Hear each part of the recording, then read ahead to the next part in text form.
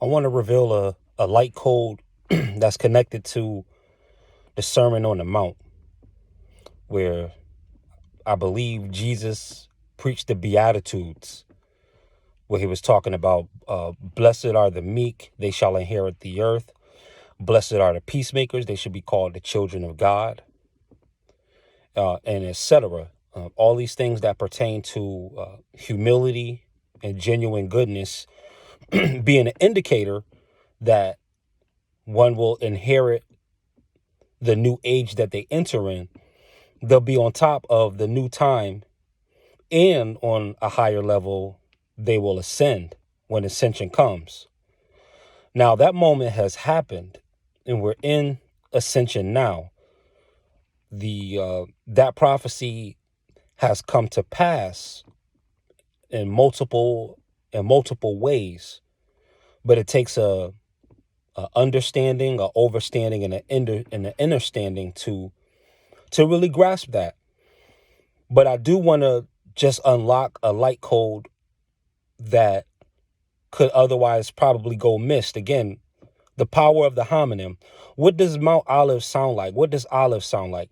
Well, you know what an olive is, according to the scriptures, is a symbol of anointing, and it's the oil from the olives that get crushed. As the olives are crushed, the oil that's pressed out of that is used to anoint people, to mark certain people who have the Christos spirit, and is also connected to the Christos gene that's inside the body that causes oil to secrete from the pineal gland. So this is also the olive. But olive is a statement too. Listen to how it sounds. Olive is I live. I live and olive. Olive and I live. These statements are what? Proof that I live. Blessed are the poor, for they shall inherit the earth. This is a I live statement. These statements are made because you live, because they live. They're going to inherit the earth if they live. If I live, I will inherit the earth. If you live, you will inherit the earth. So this is a quick light code on the Mount of Olives, the the height of living. And we don't just mean monetary goods, because when you say that the mountain and the heights of living, these are the images that can come to mind. But we mean spiritually speaking also. And spiritually speaking more so, because you can be on top and not necessarily have all those things. You can still be considered on the heights of life.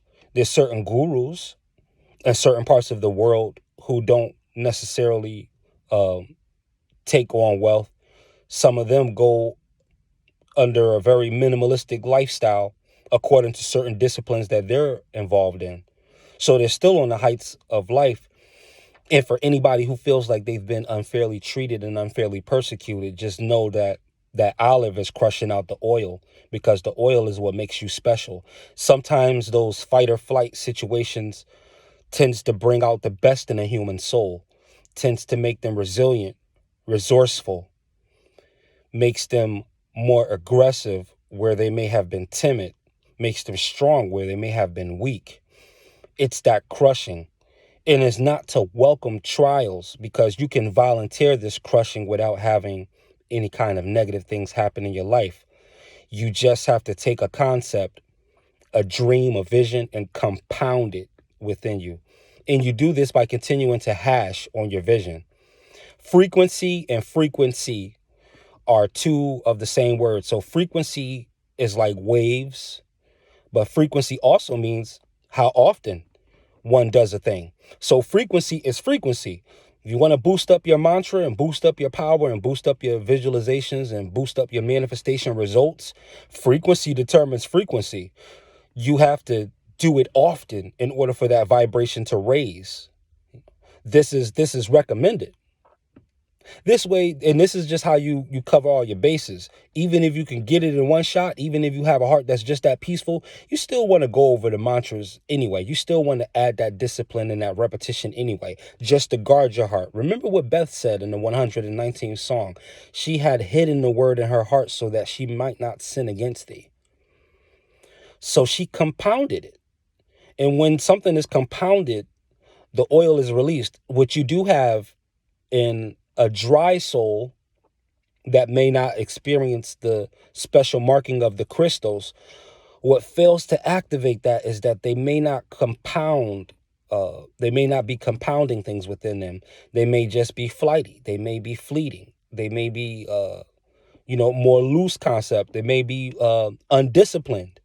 These things can cause a certain part of you that really needs to happen within you not to be crushed and compounded, so that the oil and the Christ power gets released from within you and throughout you. These things can fail to happen if you don't crush, compound a concept.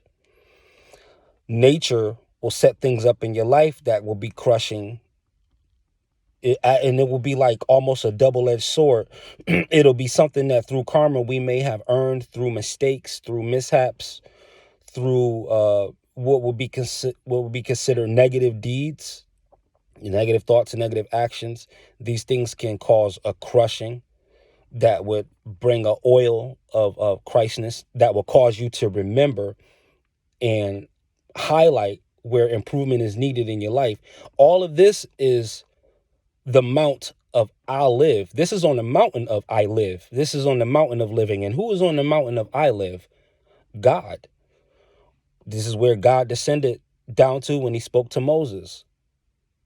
One of the Elohims that was assigned to build this place that we call Earth, also known as Gaia, also known as a lot of other names too. So she was given her clothes by the particular Elohim known as Jehovah. Other stories and other texts mention Enki and Enlil as Elohim brethren who were a part of this project. So from a superpositionalist angle, all of these things are considered in I live, because you live. And this includes all. This is the sense of allness. I live and the all is a very similar term because it has that I statement that's really, really encased in it deeply.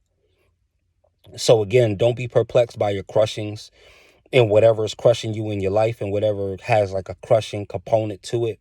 Go ahead and compound it. Go ahead and compound it and squeeze the oil out of that, and squeeze the anointing out of that situation, and squeeze the solution out of that challenge. These things will take care of you because you live. And by living, and we define that as true life, living from the spirit outward, from the raising of vibrations outward, from the understanding, from the empathic disposition outward, from the compassionate disposition outward, which is true life.